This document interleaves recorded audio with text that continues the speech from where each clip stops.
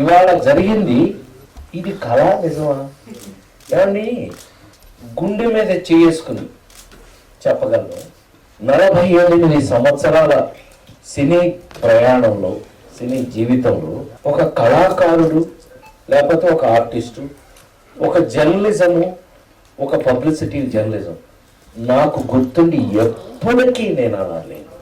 మీలో ఎవరు నా దగ్గరికి వచ్చినా మనం ఆనాటి 40 ఏళ్ల క్రితం నేను ఫస్ట్ సినిమాలో యాక్ట్ చేసిన దగ్గర నుంచి, నేను హీరో అవ్వక ముందు నుంచి కూడా సినిమాలో యాక్ట్ చేసిన దగ్గర నుంచి నా బిహేవియర్లో ఈ రోజుకి మార్పు లేదని నాకన్నా మీకే తెలుసు. Thank you. పైగా ఆ రోజుల నుంచి కూడా నాకు గుర్తుండి మీరందరూ ఎవరు వచ్చినా మనం అందరం కలిసే భోంచేసాం, కలిసే కూర్చున్నాం, కలిసే మాట్లాడుకున్నాం, కలిసే ఉన్నాం. నేను ఒక ఫ్యామిలీ మెంబర్ని, నేను ఒక యాక్టర్ సెపరేట్. నేను అనుకోలేదు, మీరు అనుకోనివ్వలేదు, మిమ్మల్ని అనుకోనివ్వలేదు. నాకు ఏదైనా అవసరం వచ్చినప్పుడు నిజంగా ప్రభుకి తెలుసు, అడ్డంగా వాడేశాను మిమ్మల్ని. ఆ నలుగురు సినిమా రిలీజ్ అయిన రోజున, రెండో రోజున ఆంధ్రప్రదేశ్లో కంబైన్ స్టేట్గా ఉండేది 8-9 మెయిన్ సెంటర్ల థియేటర్లో తీసేస్తే ప్రెస్ మీట్ పెట్టి ప్రభు నాకు అన్నా ఏంటి ఎప్పుడు దబాయింపు ఏంటి అన్నాడు. నువ్వు కొంచెం సహాయం ఇంకా చెప్పు అన్నాడు. పెట్టించుకుని తనతో చిన్న ప్రెస్ మీట్ లాగా పెట్టి క్వశ్చన్ అండ్ ఆన్సర్స్లో ఈ సినిమా తీసేయడానికి కారణం ఏంటో నాకు తెలియదు, నేను జీవితంలో ఇంకెప్పుడు మంచి సినిమాలు చేయను అని నమస్కారం కూడా ఏడనా లేచాడు ప్రభు. మేమిద్దరం అనుకున్నది లేచాడు. నీ సినిమాకి ఎందుకు వస్తారు ప్రొడ్యూసర్ అడుగు చెప్తారు. మా టెన్షన్ అంతా పోతుందని ఈ సినిమా చూస్తే. ఇంట్లో అందరూ చూసినా, ఇంట్లో కాయగూరలు దొరుకుతూ మా అమ్మ మా అక్కయ్య చూసినా, ఎవరు చూసినా వాళ్ళ టెన్షన్ అంతా పోతుంది. నువ్వేంటి థియేటర్ బయట ఇలా నిలబడి ఉన్నావు ఏంటి అన్న. అయితే ఏంటన్నా, అయితే నీ సినిమా అంత సీరియస్గా ఉంటే మేము ఎలా చూస్తాం, చూడలేదు అన్నాడు. ఇప్పుడు అదేనా నీ ప్రాబ్లమ్ అన్న. మరి అదే ప్రాబ్లము. నీ సినిమాకి రావాలి అంటే ఫ్యామిలీని అందరం తీసుకుని నీ థియేటర్ దగ్గర 12-13 టికెట్లు కట్ అవుతాయి కదా. ప్రతి సినిమా నీ సినిమాకి కార్లే వస్తుంటాయి కదా అన్నీను. అలాంటిది నీ సినిమాలు ఎందుకు చూడాలి అన్నాడు. నేను ప్రశ్న అడుగుతాను, సమాధానం చెప్పు. ఏంటి? ఏ మనిషి అయినా చచ్చిపోయిన తర్వాత ఎలా ఉంటాడో నువ్వు చూసుకుంటావా ఎప్పుడన్నా? చచ్చిపోయిన ఎలా చూస్తారు, ఎలా తెలుస్తుంది అన్నాడు. ముందు మధ్యలో మరి చచ్చిపోతాడు చూడు అంటావేంటాను. పిచ్చోడా, ఈ సినిమా చచ్చిపోయిన తర్వాత స్టార్ట్ అవుతుంది సినిమా. నేను చచ్చిపోవడంతో సినిమా స్టార్ట్ అవుతుంది. సినిమా అంతా చచ్చిపోయిన తర్వాత జోకే అన్న. అవునా, నిజమా అన్నాడు. నువ్వు చూస్తే కదా తెలుస్తుంది, నువ్వు చూడకుండానే నువ్వు అభిప్రాయానికి వస్తా నేనేం చేయను. సరే, ఇవాళ నా ఫ్రెండ్స్ని తీసుకుని వెళ్ళి చూస్తా, అప్పుడు నీ సంగతి చెప్తా అన్నాడు. ఏం చెప్పాడో, ఆ ఫ్రెండ్స్ ఏం చూశారో, ఫ్రెండ్స్ ఇంకా ఎంతమందికి చూపించారో నాకు తెలియదు. కానీ ఏ థియేటర్లో అయితే తీసేశారో అదే థియేటర్లో 100 రోజులు ఆడింది. 100 days ఫంక్షన్ కూడా తనే వచ్చి కూర్చుని అనే పర్ఫెక్ట్గా ఎక్కిందనే. సినిమా చూస్తే అర్థమవుతుంది అందులో ఏముందనేది. నువ్వు అందులో కూడా ఆ నలుగురు ఎవరో చచ్చిపోయిన తర్వాత మోసే నలుగురు అని అనుకుంటారు అందరూ. కానీ ఎంత ఫన్ చేసామనే దాంట్లో కూడా అప్రారంభం విధంగా అది సరే వేరే విషయం. కానీ జీవితం మీద నాకు ఎప్పుడు అదృష్టం ఇది ఒకటేనండి. మీ ముందు ఇంతకాలం మీరు మీ సొంత అన్నయ్యలాగా, బ్రదర్ లాగా, మీ ఇంట్లో మనిషిలాగా నేను ఉండడానికి కారణం కూడా నేను ఒక ఎలిమెంటరీ స్కూల్ టీచర్ని. పుట్టడం రామారావు గారి ఇంట్లో పుట్టిన, బట్ మా నాన్నగారు నిమ్మకూరు మాస్టర్. ఆ ఊరు నుంచి వచ్చి చదువుకుని కామన్ మ్యాన్గా ఒక మామూలు మనిషిగా వచ్చిన నేను ఇవన్నీ చేయడానికి అవకాశం, ఇందాక ఎవరో చెప్పారు, నాకన్నా నాకు వచ్చిన అవకాశం గొప్పది. ఏ మనిషికైనా అవకాశం రాకపోతే ఎవరు చేయగలిగింది ఏమీ లేదు. ఇవాళ నాకు కొత్తగా ఇవాళ ఈ ఫంక్షన్ ప్రభు సురేష్ ఇంకా ఇక మా మోహన్ వీళ్ళందరూ చెప్పక్కర్లేదు, పేరున అందరి పేర్లు చెప్పగలను, ఎందుకంటే మనందరం కలిసే పెరిగాం గత 30-40 ఏళ్ళుగా. మీ అందరి పేర్లు చెప్పగలను నేను ఏమన్నా బయట కాదు, మీ అందరితో మీతో కలిసి పెరిగిన వాడిని నేను. ఇవాళ ఇలా మీ ముందున్నాను, కాకపోతే మీరు అక్కడ కూర్చున్నారు, నేను పైన ఉంచున్నాను, అంతే తేడా, ఏమీ తేడా లేదు. కానీ ఎప్పటికైనా సరే, ఇందాక ఎవరో మాట అన్నారు, అది నిజమే, కొంచెం నాకు కూడా బాధేసిందండి. ఆ మధ్య ఎవరో నా మీద మీరు కాదు, కొత్తగా వచ్చిన ఏదో ట్యూబ్ లో టైర్లో ఉన్నాయి, పని లేకపోతే జీవితం ఎక్కడ ఉంది, యూట్యూబ్ లో టైర్లో వచ్చినాయి కదా, అందులో ఎవరో మరి కొత్తగా లేటెస్ట్ వాళ్ళు ఎవరన్నా నా మీద, వాళ్ళకేం ప్రాబ్లమో నా మీద, నా అంత నవ్వించిన వాడి చేతగాలో ఏంటో తెలియదు, వాడి కర్మ. నన్ను ఎవరన్నా తప్పుగా అర్థం చేసుకున్నట్టయితే, ఇక్కడ కూర్చున్న మీకే తెలుసు, నన్ను ఎవరన్నా తప్పుగా అర్థం చేసుకుంటే ప్రసాద్ వాడి కర్మ, వాడి జన్మలో వాడు అనుభవించేస్తాం, మనం ఏం చేయలేం. మీ అందరికీ సరదాగా చెప్పాలంటే, ఇవాళ అంటే ఇంత మీ ముందు ఇక్కడ వచ్చి ఇంకా పనిచేస్తున్న అన్నయ్యగా నేను మీ అందరికీ చెప్పాల్సింది ఏంటంటే, మీరు ఎప్పుడన్నా రాజేంద్ర ప్రసాద్ కామెడీ హీరోనా, రాజేంద్ర ప్రసాద్ సీరియస్ ఏంటి, సీరియస్ కూడా చేస్తాడా ఇతను, ఈ డౌట్ వచ్చినప్పుడు మహానుభావుడు గురుగారు అనేవాడు సి నారాయణ రెడ్డి గారు, ప్రసాద్ నువ్వు ఒకటేనా, నువ్వు తెలుగు వాళ్ళ ఇంట్లో ఏమైపోయావంటే ఒక మంచం ఉన్నట్టు, ఒక కంచం ఉన్నట్టు ఓ రాజేంద్ర ప్రసాద్ సినిమా, నువ్వు లేకుండా ఏముందా రాజేంద్ర, అందుకే నీకేం చేస్తావంటే నువ్వు మరీ అర్జునుడి లాగా 2 చేతులతో బాణాలు వేసేస్తున్నావు, అంటే నవ్వించేస్తున్నావు, ఏడ్పించేస్తున్నావు. ఆ నలుగురు అప్పుడు చెప్తాడు, నీకు వంశీ రామరాజు చంపేస్తున్నాడు నన్ను, నీకు ఒక టైటిల్ ఇస్తున్నాను గురుగారు, నట కిరీటి ఓ అన్నాడు గురుగారు, చాలా థ్యాంక్స్ అని. మీరు ఎవరికైనా మీరు చెప్పదలుచుకుంటే హాలీవుడ్ యాక్టర్ని ఎవరైనా, లేకపోతే హాలీవుడ్ పనిచేసే వాళ్ళని ఎవరైనా ఇలాగే థియేటర్లో కూర్చోబెట్టి పొద్దున టిఫిన్ పెట్టి లేడీస్ టైలర్ సినిమావి, ఆనపల్లి సినిమావి, నీ ఇష్టం ఏదో ఒకటివి, మధ్యాహ్నం ఆ సినిమా అయిన తర్వాత మధ్యాహ్నం శుభ్రంగా వాడికి భోజనం పెట్టి కాసేపు రెస్టారెంట్ తీసుకున్న తర్వాత మళ్ళీ తీసుకొచ్చి సాయంకాలం ఆ నలుగురు సినిమావి, ఏసారి మార్నింగ్ లేడీస్ టైలర్, ఈవినింగ్ ఆ నలుగురు సినిమావి. ఏమంటే ఈ ఆర్టిస్టులు అని అంటే వాడెవడో వీడెవడో అనకపోతే నా పేరు మార్చి మీరు పెట్టుకుంటారు, అది అవకాశం, అది మరి ముఖ్యంగా నాకు వచ్చినటువంటి అవకాశం. యాక్టర్గా అలాంటి అవకాశాలే రాకపోతే మనం చేయగలిగేది ఏమండి, ఒక అహడాపల్లి లాంటి కోటగాన్ని కోటమాన్ని కోడి ఎదురుగా కట్టేసి చికెన్ తినాలా, ఎదురుగా కట్టేసి ఉట్టాలని తింటూ ఉంటే ఉంటుంది అని కోడి కట్టేసి కోడి కూడా కట్టాడంట.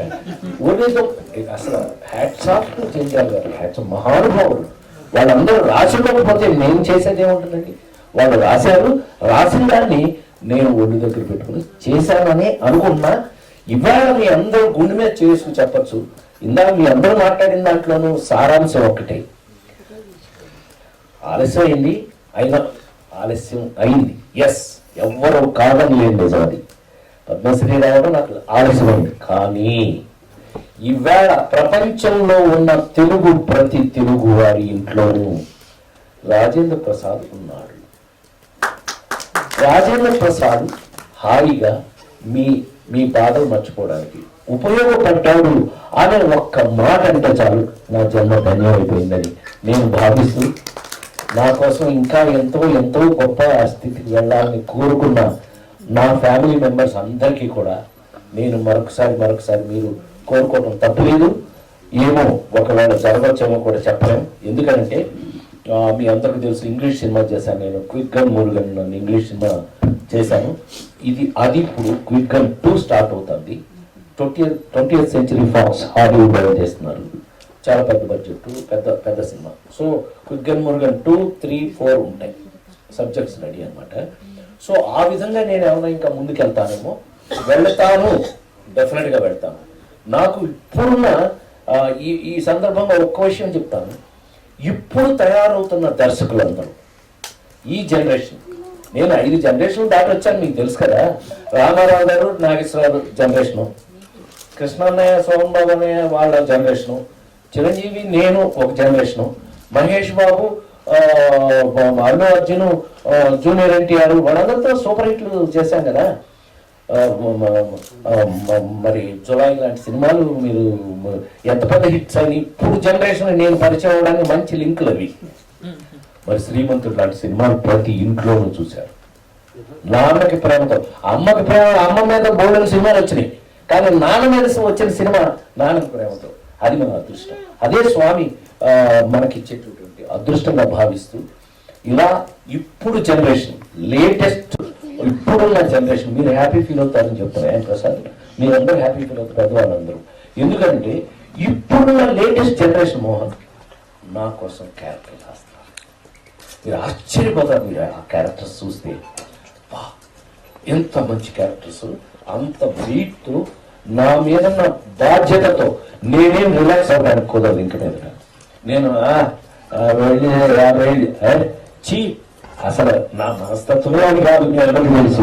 ఎక్కడ రిలాక్స్ అయ్యే టైప్ కాదు. నేను ఏదైనా అవకాశం వస్తే అవకాశం కానీ చక్కగా మనం తీసుకుని, మీ అందరూ నా మీద పెట్టుకున్న నమ్మకాన్ని, మీ అందరూ నా మీద పెట్టుకున్న ప్రేమని ఇవాళ జర్నలిస్టులు ఒక ఆర్టిస్ట్ గురించి ఇలా మాట్లాడటం ఇవాళ నా పూర్వజన్మ శకృతంగా భావిస్తున్నా. మీరు అందరూ సొంతంగా ఫీల్ అయ్యి, ప్రతి ఒక్కరు సొంతంగా ఫీల్ అయ్యి మీ అభిప్రాయాలు తెలియజేశారు. అమ్మా థ్యాంక్స్ అమ్మా. చిన్న బాధగా ఉంది, అందరి ముందు చెప్పకూడదు కానీ చెప్తున్నా. లెటర్లు నాకు వస్తే మోహన్ కి నువ్వు నాకనే పంపాలి. అప్పుడు పైగా అన్నీ ఎంత ప్రెజర్ అయిపోయింది, నెంబర్ 2 ప్రెజర్ అయిపోయింది కదా. నాయగా కొంపలు మునిగిపోయింది. 32 మంది హీరోయిన్లు ఇంట్రడ్యూస్ చేసి అప్పుడే మనకేమీ బ్యాక్గ్రౌండ్ లేదు, లేకపోతే ఇంకా నయ్యో ఇప్పుడు చెప్పకపోతే సరిపోయింది. అప్పుడే నువ్వు చెప్పుకున్నట్టయితే అయితే ఏంటి అదే అంటున్నా, అసలు మోహన్కే తెలియదు ఇంకా పోరాలేదు. సో ఏది ఏమైనా ఆ రోజుల్లో నిజంగా నాకున్న అదృష్టం ఏంటంటే ఏ మగాడి దగ్గర అయినా ఒక ఆడది, సారీ అమ్మా ఇలా చెప్తున్నాను మీరు ఏమనుకోకండి, ఒక మొగాడి దగ్గర ఒక ఆడది ఏం ఎక్స్పెక్ట్ చేస్తుంది అంటే అతను మొగాడై ఉండాలి, అతను హ్యాపీ చేయగలిగిన వాడు, మనల్ని సంతోషపెట్టగలిగిన వాడై ఉండాలి.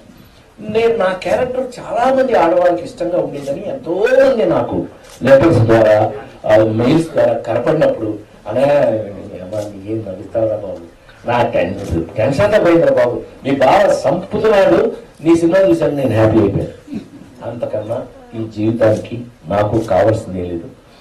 మీ ఫ్యామిలీ మెంబర్గా మీలో ఒకటిగా నేను చచ్చిపోయే వరకు, చివరి శ్వాస వరకు కూడా మీ అందరితో ఇలాగే ఉంటానని ఇవాళ క్రిటిక్స్, ఫిలిం క్రిటిక్స్ అసోసియేషన్ వారు నాకు చేసిన, అది ఫ్యామిలీ బయట ఉండే ఫిలిం నేనే, క్రిటిక్స్ మనకు అనవసరం, వాళ్ళెవరో ఇలా చెప్పినట్టు వాళ్ళు మనకి సంబంధం లేదు. సో నాకు సురేష్ వీళ్ళందరూ నా సొంత మనుషులు, సొంత తమ్ముడు లాంటి వాళ్ళతో ఇవాళ మీ అందరి మధ్యలో ఉన్నందుకు జన్మలో నాకు మళ్ళీ ఒక ఫుల్ బూస్టప్ ఇచ్చారని మరొక్కసారి మనవి చేస్తూ మీకు థ్యాంక్స్ చెప్పడం చాలా చిన్న విషయం. మీకు థ్యాంక్స్ చెప్పండి, మనసులో పెట్టుకున్నాను, నా మనసులో మీ అందరినీ పెట్టుకుంటున్నాను. మరొకసారి మనవి చేస్తూ ఆ భగవంతుడికి కృతజ్ఞతలు తెలియజేస్తూ సెలవు. Thank you. రాజేంద్ర ప్రసాద్ గారు, first of all congratulations. Thank you sir. మీకు 2 ప్రశ్నలు అండి. మీకు డాక్టరేట్ ఎప్పుడో ఆంధ్ర యూనివర్సిటీ వాళ్ళు గౌరవ డాక్టరేట్ ఈ రోజు ఇచ్చారు. ఆ తర్వాత ప్రజల రివార్డింగ్ అనేటువంటి చాలా పెద్ద స్థాయిలో వచ్చినాయి మీకు. ఇది యాక్చువల్ దేశ ప్రధాని దగ్గర నుంచి కూడా మీ అభిమానులుగా ఉండటం అనేటువంటి అభినందించాల్సిన విషయం. అయితే పద్మశ్రీ అనేటువంటిది ఇంత లేట్ గా రావడం అనేటువంటి దాన్ని ప్రతి ఒక్కరు అంటున్నారు, అనుకుంటున్నారు. ఎందుకంటే మీకంటే వెనకొచ్చిన వాళ్ళు చాలా మందికి పద్మశ్రీలు వచ్చినాయి. పద్మశ్రీల రేస్ లో మీరు వెనకబడిపోయారా అనేటువంటి ప్రశ్న మీ సమాధానం ఏంటి? అవార్డుల రేస్ లో మీరు వెనకబడ్డారా అనే దానికి ఫస్ట్ ప్రశ్న, అది సమాధానం అది కావాలి. నెక్స్ట్ ప్రశ్న కూడా అడిగారు తర్వాత. నెక్స్ట్ ఇంకోటంటే మీరు నటుడుగా ఎంత పాపులరో అలాగే ఒక అభిరుచికర నిర్మాత కూడా. మీరు రామబంటూ, మేడం లాంటి సినిమా ఎన్నో చక్కగా సినిమాలు తీశారు. మీరు నిర్మాతగా మళ్ళీ మీ నుంచి సినిమాలు ఎక్స్పెక్ట్ చేస్తాం. ఆ యాంగిల్ ఏంటి? ఆ యాంగిల్ లో మళ్ళీ ఏమన్నా ప్రోగ్రెస్ కనిపించే అవకాశం ఉన్నారు? These are the 2 questions from me please. నువ్వు అన్నట్టు ప్రపంచంలో ఉన్న తెలుగు వారందరూ కూడా ఏకాభిప్రాయం ఏంటంటే అంటే నాకు పట్టు లేట్ అయింది అని. ఈ అభిప్రాయంతో నేను ఏకీభవిస్తూ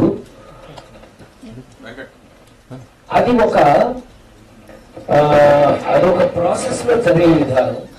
ఆ ప్రాసెస్ లో నేనేమన్నా వెనకబడ్డానేమో నాకు తెలియదు, కానీ ప్రయత్నించిన మాట వాస్తవం కాదు. నేను దాని గురించి ప్రయత్నం చేయటం, దాని గురించి నేను ఆలోచించడం, దాన్ని ఫాలో చేయటం నేను చేయలే. నువ్వే అన్నా ఒకసారి గుర్తుందని అంటే తీసుకోదలుచుకుంటే పివి నరసింహారావు గారు పివి నరసింహారావు గారు ప్రైమ్ మినిస్టర్ గా ఉండగా మీరు అడిగితే ఏమివ్వరు మీకు అనే మాట నువ్వు అన్న సర్దాగా ఓ మాట ఓసారి. నిజమే, నా బేసిక్ క్యారెక్టరే ఇప్పుడు ఇవాళ చెప్తున్నా మీ అందరూ, నా ఫ్యామిలీ మెంబర్స్ కాబట్టి మీకు ముందు చెప్తున్నా, వారు కూడా తెలుసుకోవచ్చు, తప్పేం లేదు. మనం ఏది డిజర్వ్ అయినా ప్రభు మనం అడిగి తీసుకోవటం భిక్ష, వాడు ఇవ్వటం ఈ రెండిట్లో ఏది కరెక్ట్? బహుమతి. అది వాడు ఇవ్వటం. ఇవాళకి మనకు వచ్చింది.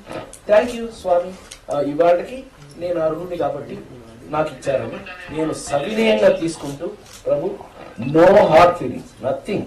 ఇవాళకైనా మనకు వచ్చినందుకు నీ బట్టి వాళ్ళు ఎంత సంతోషపడుతున్నారు నాకు తెలుసు. వారందరూ కూడా ఎంత సంతోషపడుతున్నారు నాకు. ప్రపంచంలో తెలుగు వాళ్ళందరూ నాకు ఏ ఫోన్ వచ్చినా అనే అబ్బా లేట్ అయితే కానీ యూ డిజర్వ్ ఇట్ అన్నయ్య, మంచి మాట అంటున్నారు అందరూ.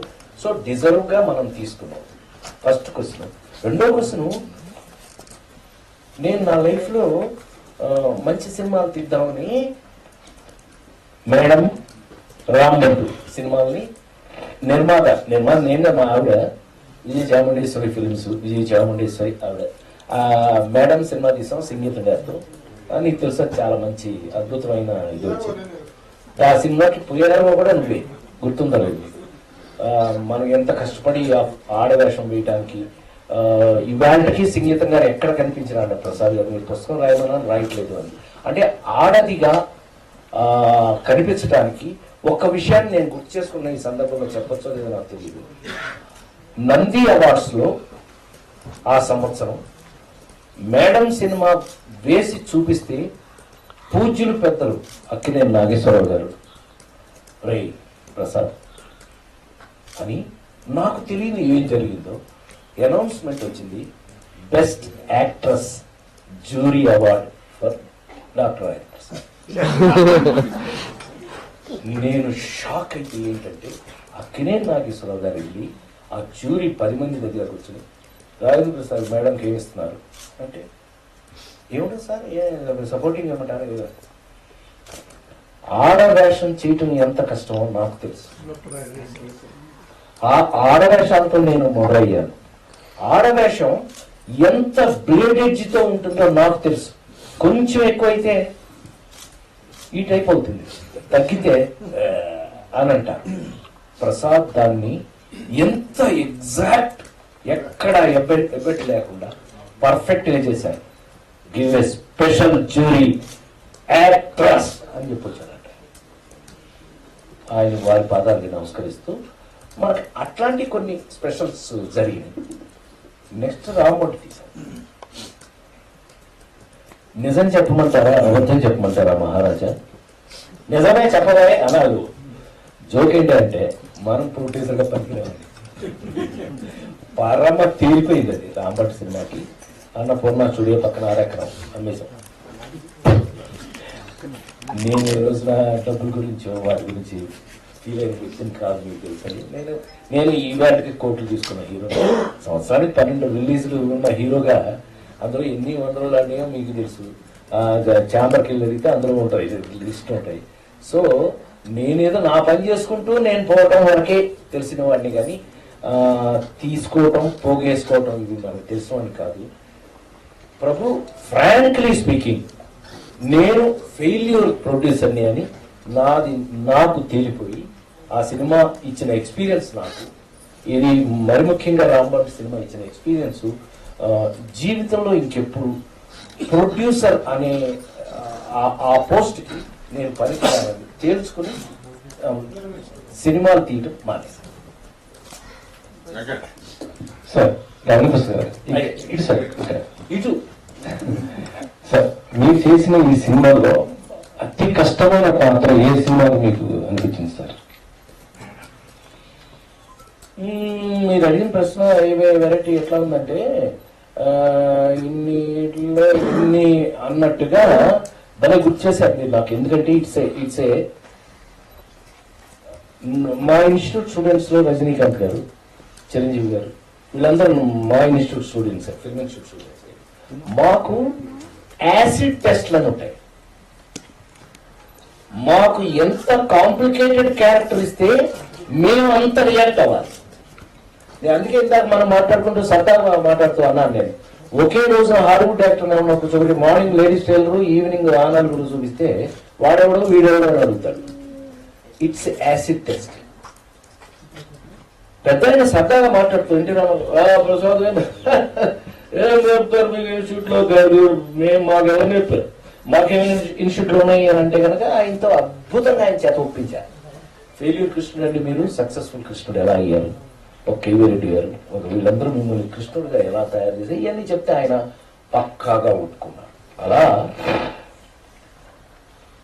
కష్టం, ఏది కష్టం, ఈ క్యారెక్టర్ నాకు కష్టం అని ఉన్నట్టయితే మీరు చాలా సింపుల్ గా, అంటే నేను ఆన్సర్ చెప్పడంలో ఎగ్జాంపుల్ ఎందుకు చెప్తానో మీకు అర్థం అవుతుంది. లేడీస్ టైలర్ సినిమా, ఏప్రిల్ విడుదల సినిమా, ఆ ఒకటి అరకు సినిమా రాజేంద్ర ప్రసాదే. ఇంకా వాడికి పెద్ద ఈ క్యారెక్టర్ ఇంతే అన్నట్టుగా మా ప్రభు మేమంతా కలిసి ఉన్నప్పుడు చూస్తే తెలుస్తుంది మా క్యారెక్టర్లు అవి అని తెలుస్తుంది. సురేష్ కరెక్టేనా? మా క్యారెక్టర్లు అవి అని తెలుసుకోవాలి. కానీ ఎప్పుడు వస్తుంది దాంట్లో ప్రాబ్లము? ఒక కాశ్మీరాలో వాడికి ఉన్న శక్తులు ఇలా చూశాడంటే ఒక పవర్. అదే కోపం వచ్చి టాక్ అని చూస్తాను, అందరూ కళ్ళు ఎర్ర లెన్స్ వేసాం, రెడ్ లెన్స్, ఎదురుగా ఏముంటుంది కాలిపోతుంది. ఎంత డిఫరెన్స్ ఉంది. పోనీ ఇదొద్దు ఉన్నట్టుండి రాజేంద్ర ప్రసాద్ అండి, రాజేంద్ర ప్రసాద్ పుణ్యస్త్రీ, ఎర్రమందారం, ముచ్చిమంత ముద్దు. పోని నీకు సింపుల్ గా చెప్పారంటే ఆ నలుగురు సినిమాలో నాకు ప్రభు ఎంత అదృష్టం అంటే కె విశ్వనాథ్ గారు మహానుభావుడు. మా ఫిల్మ్ ఇన్స్టిట్యూట్ లో మేము జాయిన్ దగ్గర నుంచి ఆయన మాతోనే మా పీపుల్ గారు మమ్మల్ని టెస్ట్ చేస్తున్నా, బిఎన్ రెడ్డి గారు టెస్ట్ చేస్తున్నా, ప్యాడ్ వెనకాల రాసుకున్నది కె విశ్వనాథ్ గారు. ఆయన అసిస్టెంట్ గా పనిచేశారు మా ఇన్స్టిట్యూట్ స్టూడెంట్స్ కోసం. అలాంటి అద్భుతమైన ఎక్స్పీరియన్స్ ఉన్న ఆయన ఆ నలుగురు సినిమా చూసి బయటకు కానీ అప్పటికే ఆయన చేతిలో కర్ర ఉంది. వచ్చి ప్రసాద్ ఏడి అని అడిగారంట. మన ప్రసాద్ ల్యాబ్స్ లో థియేటర్లో చూసి బయటకు వచ్చి అంటే నేను అది చెప్పాక దాక్కున్నా. నాకు భయం అండి, ఎవరన్నా సినిమా అంటారేమన్నా భయం ఎప్పుడు చిన్నప్పటి నుంచి. ఫస్ట్ టైం బెజవాడలో నేను హీరో యాక్షన్ సినిమా, నా మొహం మీద ఎవరో ప్యాడ్ వేశారు. నా మొహం మీద ప్యాడ్ వేసింది. నేను ఇలా మొహం దాచుకుంటా ఆయన పెద్ద నమ్మడే తిరుగుతూనే కదా రామారావు ఏమైంది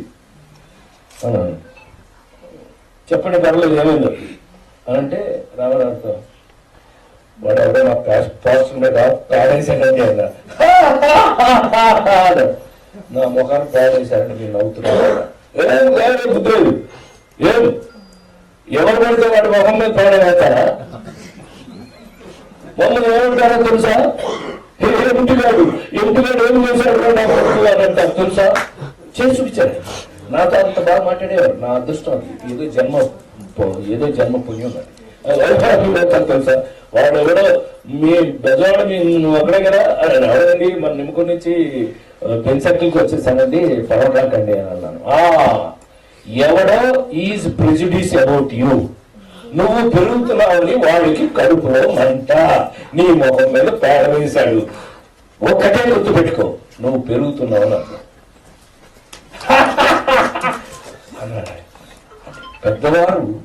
పెద్దవారు దగ్గర నేర్చుకునే పెద్ద విషయాలు అలా ఉంటాయి అనేది మీ ద్వారా ఇప్పుడు గుర్తు చేసుకున్నాను. సో అందుకని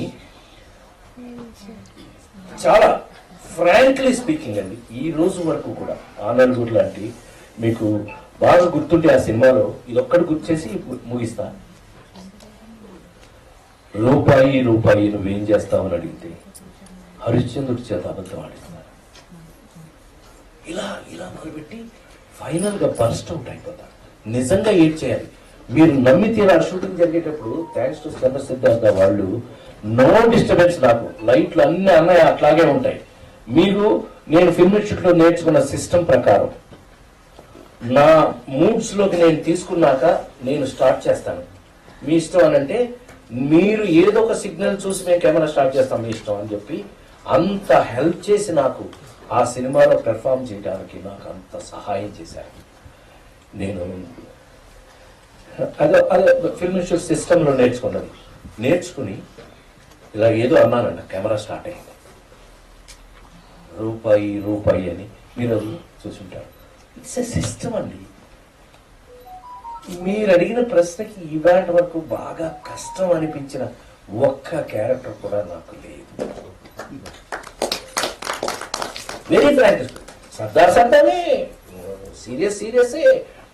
అందులో ఉన్న తమిళ హీరో సూర్య ఒకసారి కనిపించి సార్ ఆయన బిగ్ ఫ్యాన్ అంటే ఎందుకయ్యా నేను ఆఫ్టర్ ఆల్ నేను కూడా నీలాంటి యాక్టర్నే కదా అన్న. Sir I saw your OBP cinema, ఓబీపీలో the old man what you have done, Lakshmidevi గారి boyfriend that character is very చాలా ரொம்ப కష్టం సార్. అది పండు కావడం ఈజీ అంటే అది చేయడం అంత ఈజీ కాదు.